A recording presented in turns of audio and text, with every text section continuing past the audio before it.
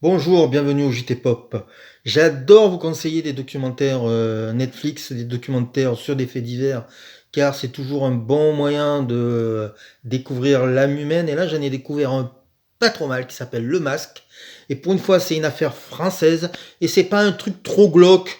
Parce que souvent je parle de choses avec des crimes et tout. Là, c'est une arnaque.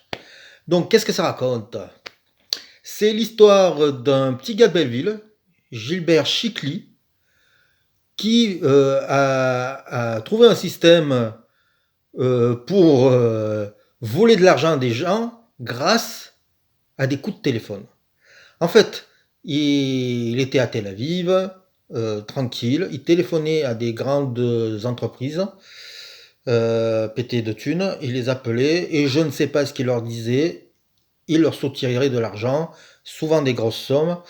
Euh, il a fait ça pendant un nombre d'années. Il s'est fait choper et comme il avait besoin de thunes parce que on lui avait gelé ses avoirs, il a vendu les droits de son histoire pour pouvoir payer sa caution et se barrer. Ça, c'est la première partie. Ça a donné un film qui s'appelle Je compte sur vous avec Pascal Elbé et Vincent Elbaz. Je n'ai pas vu le film, je ne vais pas le critiquer, puis c'est pas du tout mon propos. En tout cas, ce qui est intéressant, c'est que quand on voit les têtes, les visages des gens incriminés, les complices de ce truand, tout ça, on s'est dit mais merde, c'est dommage qu'on prenne des acteurs parce que leur visage est beaucoup plus intéressant que les vrais. Moins beau, moins lisse, mais plus charismatique. Et on comprend que ce type a du bagou et qu'il peut charmer ses interlocuteurs. Voilà. Mais c'est pas ça le cœur du documentaire. Ça, c'est juste une première partie, c'est une partie où on présente le bonhomme. La partie la plus intéressante, dirais-je, c'est la partie où en 2015, il décide de monter une escroquerie de plus haut vol, avec beaucoup plus d'ambition. Et il se dit comme c'est un peu plus costaud, il va falloir que je fasse un masque. Et ce masque-là, c'est le masque de Jean-Yves Le Drian, qui était le ministre des Affaires étrangères, ou de la Défense, je ne sais plus à l'époque, puisque ça se passe en 2015 sous François Hollande.